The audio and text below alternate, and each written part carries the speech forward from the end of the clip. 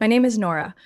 I'm 32 years old and work as a data analyst at a financial firm in Chicago. For the past 3 years, I've taken on extra hours and cut every unnecessary expense just to make one dream come true. Taking my parents on a 1 week trip to Europe, all expenses covered by me.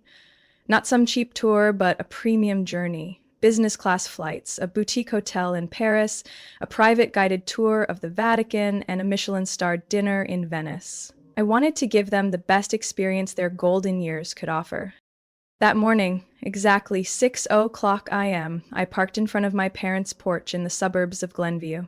The sky was still dim, the fog hadn't lifted yet. I looked at the clock. 6:00 sharp, right on schedule. As I stepped out of the car, my mom, Karen, rolled her suitcase down the steps, beaming like a child headed to summer camp. I smiled. "You ready, Mom?" Before she could answer, the front door opened. My younger sister, Stacy, came out with her own suitcase. She wore a brand new leather jacket, her hair curled perfectly, lips painted bright red, like she was heading to a party, not a trip. My smile faded. I frowned and looked at my mom. "Where's Stacy going?" My mom blinked, then gave a too sweet smile. "Oh, honey, I meant to tell you on the way. Stacy will be going instead of you." I froze. "What?" "Honey, Stacy's been going through a tough time. She really needs a break. You're always working, so I figured you'd understand." "I planned this entire trip, Mom. I paid for every single part of it." I could feel my voice shaking, tried to steady myself. "I booked the flights, the hotels, the private tours, all of it, for you and Dad." Karen waved her hand like I'd just made a silly comment. "I know, sweetheart. I'm very grateful. But Stacy really needs this trip. She lost her job, broke up with her boyfriend, and she's been under so much stress." I looked at Stacy, standing with her arms crossed against the porch column, face blank. She shrugged. "Thanks in advance. I really need this vacation." I turned to my dad, Richard. He stepped out with his suitcase, eyes avoiding mine. He handed me the bag without saying a word. "You're okay with this, Dad?" My chest tightened. He looked down at the ground. "We thought you'd understand." I let out a dry laugh. "Understand what? That I'm supposed to stay home while my sister enjoys what I worked for? Just because she's heartbroken?" Stacy rolled her eyes. "You're being dramatic. Just take another trip later. It's not that serious." The air turned thick. I looked at all three of them. My mom playing fake diplomacy, my dad avoiding confrontation, and Stacy standing there like I was the unreasonable one. I nodded slowly. "Fine. If you want Stacy to go in my place, go ahead." My mom smiled like I'd just given her a blessing. "Thank you for understanding." I didn't respond. I popped the trunk, loaded their luggage in silence, got back in the car, and started the engine. The 30-mile drive to the airport passed in complete silence. Stacy stayed on her phone the entire time. My mom whispered a few meaningless comments to my dad. I clenched my jaw, eyes fixed on the road. Every mile felt like a paper cut. At the drop-off zone, I parked, got out, and unloaded the bags, every move cold and precise. My mom gave me a quick hug. "You really are the thoughtful one." Stacy waved like I was some Uber driver. "Don't forget to feed my cats and water the plants." I didn't say a word. I just stood there and watched them walk into the terminal, rolling their luggage across the polished tile floor, disappearing through the spinning doors. The ache in my chest wasn't pain anymore. It was something else, cold, solid, and growing. I drove away from the airport without turning on the radio, without touching the AC. Every sound around me was swallowed by the thick silence inside the car. My hands gripped the steering wheel so tightly they turned white, while something inside me began to boil, then settle, then tighten. I didn't cry, maybe because tears were no longer enough to wash away the contempt that had lingered for too long. On the highway back to Glenview, I realized I couldn't remember a single stretch of road I had passed. Only Stacy's voice echoed in my head. "Just take another trip later. What's the big deal?" So light, yet it felt like a punch to my pride. And Mom, you've done enough. Stacy needs this more. Needs it more. She'd done nothing but stay unemployed for 2 years, spending unemployment checks on luxury items and $300 0 cents per session healing workshops. And they thought she deserved the vacation I had spent 3 years scraping together?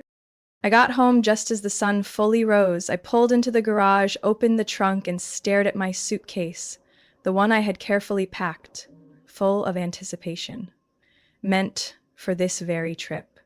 I dragged it into the living room, set it down, and opened it. Everything was still in place. The floral dress I planned to wear in Rome, the new shoes for the Spanish steps, the passport pouch embroidered with my name in gold thread, all of it useless, cold, like proof that I had been erased from the journey I created. I shut the suitcase, pushed it aside, and poured myself a glass of cold water. My hands were still trembling as I brought the glass to my lips. Thoughts spun in circles. Should I call? Say something to Mom? Maybe text Dad? But then a cold voice inside me cut through it all. They knew. They chose this. And they don't think it's wrong. My phone rang. It was Grace, my colleague, and the one person I trusted not to judge me. I let it ring 4 times before answering. Hey, are you okay?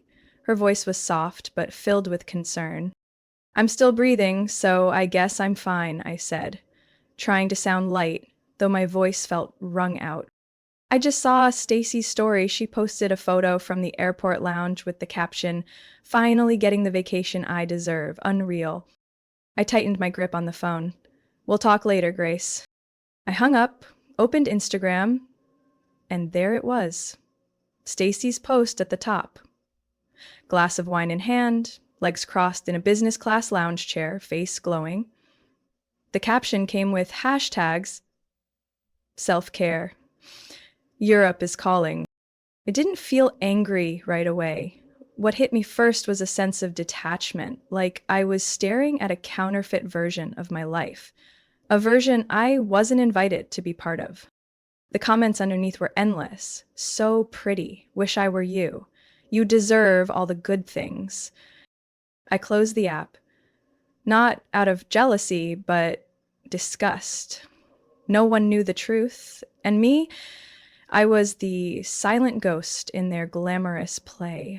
1 day passed, then 2. I didn't text, didn't call. No one checked on me either. I went to work, smiled when needed, submitted reports on time, but every night I came home and just stared at that unpacked suitcase, as if touching it would remind me of how deeply I had been betrayed. By day 3, while folding a few dress shirts, my hands froze. I stared at the seams of a crisp white blouse, then turned toward the desktop in the corner. All the trip details were still saved there. Every confirmation code, every booked meal, paid in advance on my personal card. I walked to the desk and turned on the computer. The screen lit up the dim room. I moved the mouse and opened the folder titled Paris, Venice, Florence. And in that moment, I knew I wasn't going to stay silent anymore. If they thought I was too soft to be pushed out of the picture and still keep smiling, they were about to learn a different lesson, not through tears, but through action. I opened a new browser tab, logged into the booking accounts. One by one, the lines appeared. Cancel reservation. Refund to card ending in 904. A new plan was unfolding. Step by step, with no delay.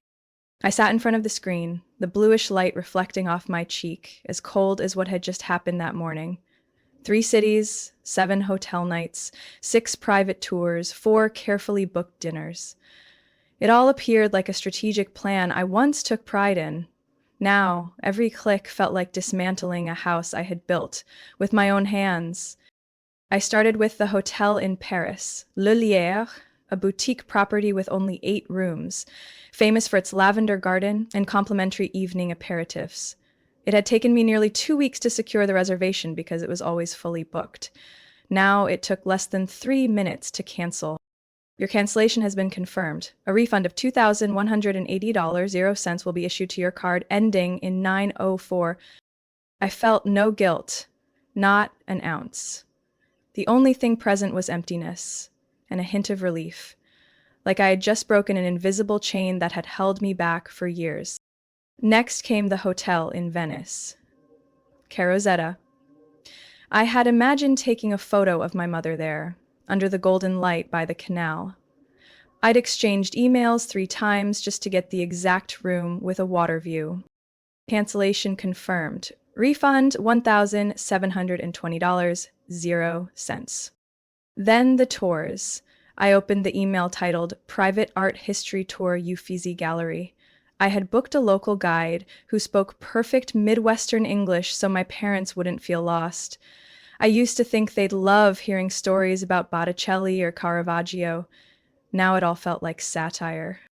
Each time I clicked Cancel Booking, the soft click of the mouse sounded like a clean, precise blade. I canceled everything. The wine tasting tour in Tuscany, the candlelit dinner at Deggio, where the chef had trained under Massimo Bottura, even the private airport transfer in a Mercedes. I paused at the flight upgrade, Chicago to Paris, Delta One business class. A part of me hesitated, not out of regret, but because this was the final string tying me to the original vision of the trip. I placed my hand on the mouse. One deep breath. Then, click. Your upgrade has been canceled. Your card will be credited $1,450.00. Over $10,000.00 flowed back into my account.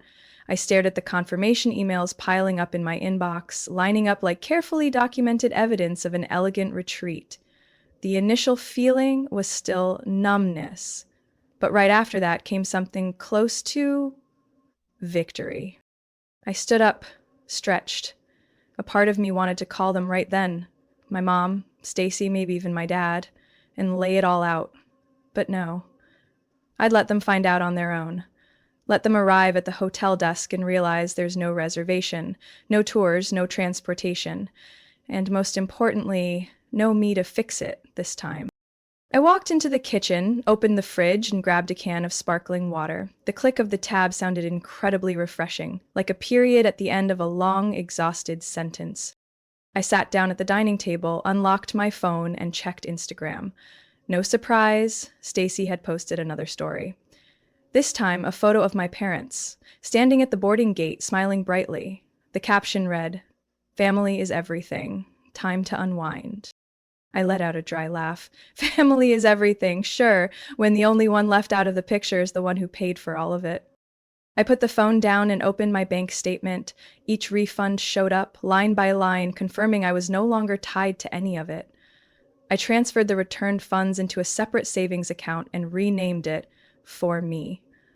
The next morning, I woke up early, brewed a fresh pot of coffee, and sat on the porch, watching sunlight spill across the lawn.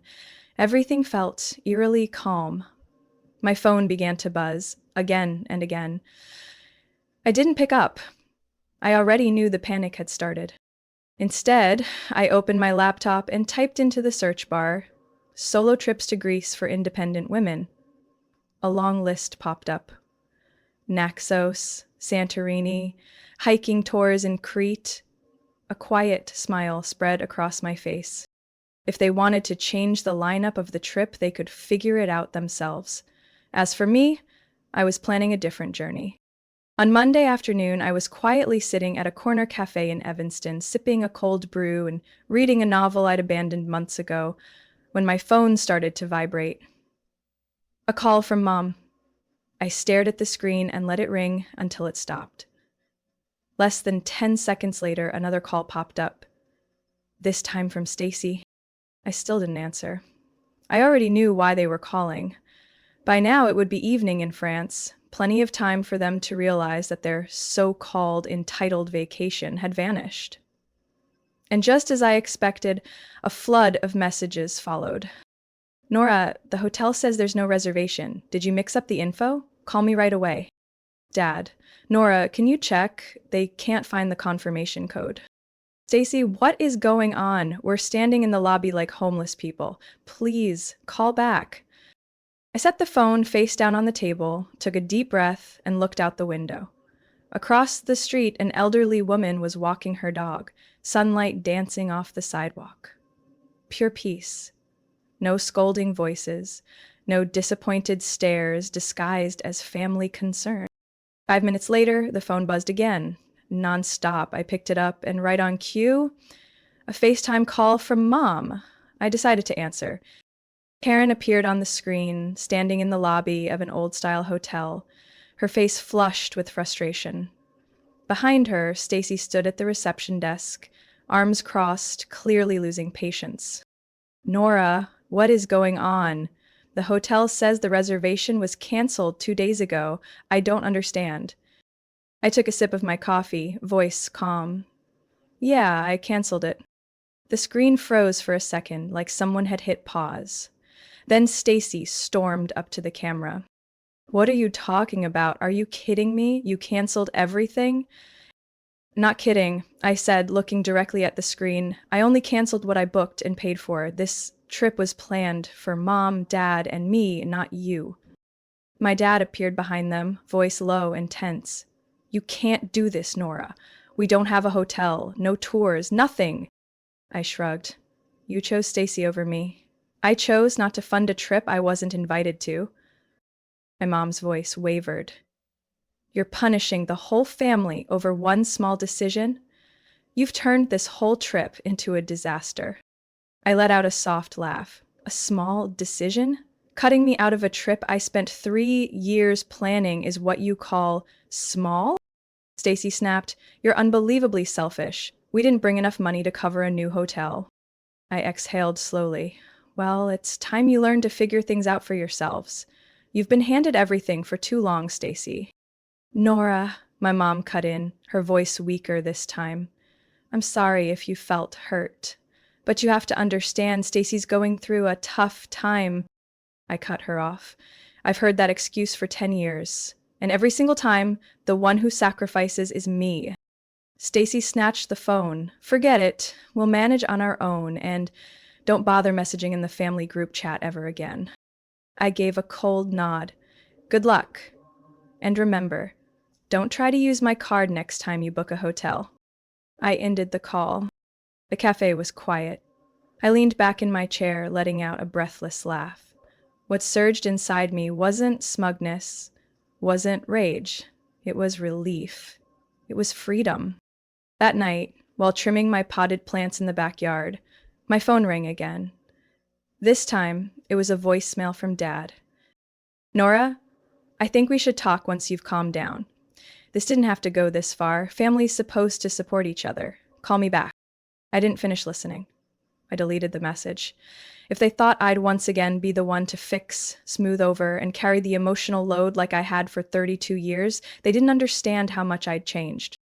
I turned on Do Not Disturb, poured myself a glass of white wine, and sat on the porch. On my laptop, I reopened the solo trip to Greece tab. I scrolled to the button that read Book Now. I clicked, no hesitation, no one to interrupt. And no one gets to cancel me for my own journey ever again. Tuesday afternoon, I was preparing for an online meeting with a client in New York when my phone started buzzing nonstop. The first message was from Mom. Nora, I'm really disappointed in you. Then Stacy, if you think this is teaching me a lesson, you're way off. And finally, Dad, we need to have a serious talk. Families shouldn't treat each other like this. I didn't respond. I kept presenting my data strategy slides like nothing had happened. But once the meeting ended, I couldn't stay silent anymore. I walked back to the living room, set my laptop aside, and hit FaceTime to call Dad. He was always the quiet one, but also the one whose silence had hurt me the most. He picked up immediately. His face looked older than just a few days ago, maybe from sleepless nights in some shabby motel somewhere in Lyon. Nora, he said first, voice raspy, your mom is very upset. What you did, it was really abrupt. I looked straight at the screen. It's only abrupt to those who've never bothered to notice how I feel.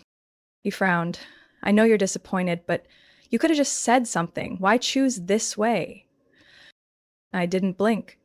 Because I've said something many times, but it's always Stacy who's tired, Stacy who needs support. And me, I work too much, so of course I'll be fine. No one ever asks if I actually am. He fell silent. That same silence I'd known since I was a kid.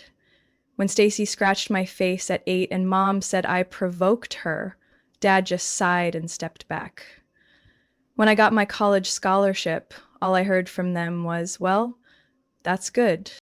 I'm sorry if you ever felt left out, he finally said, voice barely audible.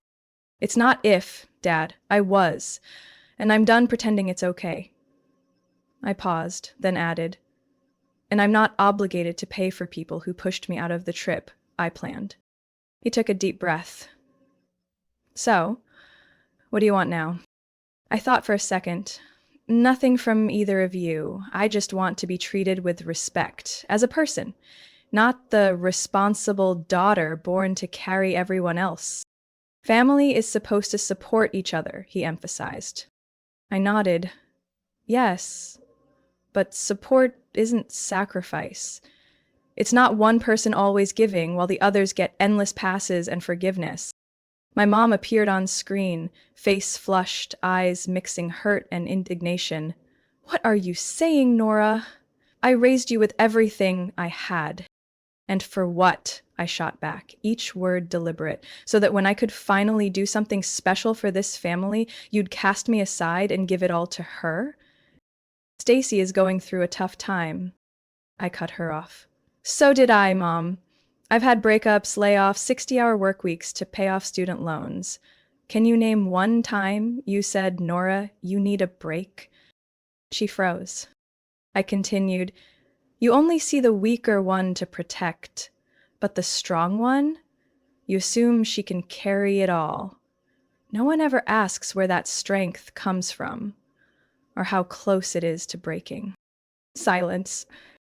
So what do you expect us to do now? Stacy jumped in, eyes darting in annoyance. What are we supposed to do? I leaned back, calm. Figure it out. Just like I always had to. Now it's your turn to grow up. You're being cruel. I smirked. No, I'm just done being used. Before they could respond, I ended the call. My hand trembled a bit, but inside I felt strangely calm. Like a door had finally closed after a storm that lasted 32 years. I got up, grabbed my coat, and stepped outside. The Chicago afternoon was crisp, golden light filtering through the trees, falling onto the sidewalk like shards of amber. I didn't feel angry anymore, just free. No more explaining, no more apologizing, no more begging to be seen. 1 week after the video call confrontation, I stepped off the plane at Fiumicino Airport in Rome with a lighter suitcase than usual and a heart finally unchained. No printed itineraries for my parents, no personalized checklists for Stacy. This trip was for no one but me. And this time, I wasn't sharing anything. From the moment I walked out of the terminal, Italy felt nothing like I'd imagined. No chaos, no noise, just the scent of espresso blending with orange blossom from a nearby garden hotel, and the early summer sun brushing my cheek like a gentle touch. I took a taxi to Trastevere, a historic district I once excluded from my parents' itinerary because it wasn't suitable for older travelers. Now, there was no reason to avoid the uneven cobblestone alleys or the tiny restaurants tucked beneath flower-laden balconies. I chose a small hotel at the end of Vicolo del Sincre, with a balcony facing a pizza shop whose aroma reached me all the way from the second floor. That first day, I didn't go far. I wandered along the Tiber River, bought a wide-brimmed hat from an old lady selling handmade goods, and sat eating gelato in Villa Doria Pamphili, without once checking the time. Every time I picked up my phone, I set it back down. No texts, no emails. I wanted everything from my old life to stay outside this trip. That evening, I sat at a small table in a street-side osteria. Candlelight flickered. A steaming plate of carbonara sat before me. I sipped a glass of Frascati white wine and opened a notebook I'd bought at a bookshop near Piazza Navona. I started writing, not work plans or to-do lists, but things I wanted just for myself. Learn Italian, visit at least one new country every year. Don't answer calls from people who only remember me when they need something. Each line was a promise to myself, each stroke of the pen a step away from being the family's fixer. On the third day, I caught an early train to Florence. I booked no tours, hired no guides. I let my intuition lead me, drifting through the Uffizi Gallery, lingering in front of Botticelli's Primavera, then turning into a random alley drawn in by the scent of almond pastries. That's where I found La Piccola Rosa, a tiny bakery owned by an elderly woman named Emilia. She offered me a free biscotti when she learned I was from Chicago. She didn't speak English, and I didn't speak Italian, but we understood each other through smiles and glances. That night, I sat on my hotel balcony, listening to distant church bells. I finally checked my phone. Part curiosity, part control. Over 20 unread messages. One from my mom read, "Stacy's had stomach aches the whole trip. The hotel's awful. The tours were late. Come home. We need you." I didn't reply. Instead, I snapped a photo of the view from the balcony and posted it with the caption, "For the first time in my life, I chose myself." Only selected friends could see it. No Stacy, no mom. No one who'd ever said, "Nora's strong. She can handle it." In the following days, I traveled to Venice, a city I had planned down to the last detail for my mom, but never imagined I'd truly enjoy myself. I rented a small boat, paddled alone through quiet canals at sunset, and stopped by the floating bookstore Acqua Alta, where I read a chapter while sitting on a staircase made of old novels. No one rushed me. No one said, "Hurry up, we'll be late for the tour." On my last night in Italy, I reserved a table at a canal-side restaurant and dined alone without feeling lonely. I raised a glass of red wine to toast myself, not for how far I'd traveled, but for having the courage to step out of what once made me feel small. When I return to America, I won't be the same person anymore. I returned to Chicago on a sunny June morning. The plane had barely touched down at O'Hare when my phone buzzed with notifications. After 2 weeks of silence, they were back. "Mom, the trip didn't go as expected. I'm sorry for not thinking about you." "Dad, call me when you get home. The whole family wants to talk." "Stacy, I guess you're happy now. The trip was a disaster. Say something."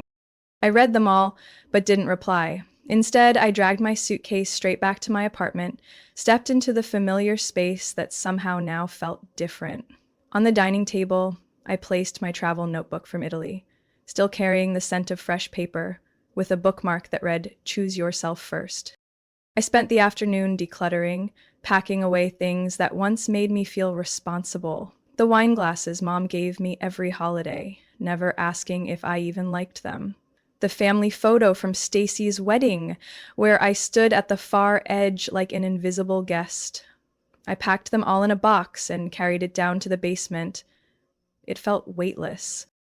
That evening, I turned my phone back on. Not long after, Mom called. I picked up. "Nora, I know you're angry, and I'm not blaming you," she said softly, a rare hesitance in her voice. "Your father and I have talked a lot since we got back. We were wrong." I stayed quiet, letting her continue. "I was so used to you handling everything that when you stopped, I panicked. Stacy did too. We've depended on you too much." I sighed, not out of fatigue, but because the words, though honest, had come too late. "I don't need just words, Mom." "I know. That's why I'm not just saying them." She paused. "I transferred part of my retirement savings to reimburse what you paid for the trip. It's not the full amount, but it's a start. And I told Stacy, nobody gets to ask anything from you without a real reason anymore." I nodded, though she couldn't see it. "Then you're starting to get it. And your father, he's learning to cook," she added shyly, almost embarrassed. "He says next time he wants to host dinner for you, not just expect you to take care of it." I let out a soft laugh. For the first time in years, I genuinely felt something ease inside me.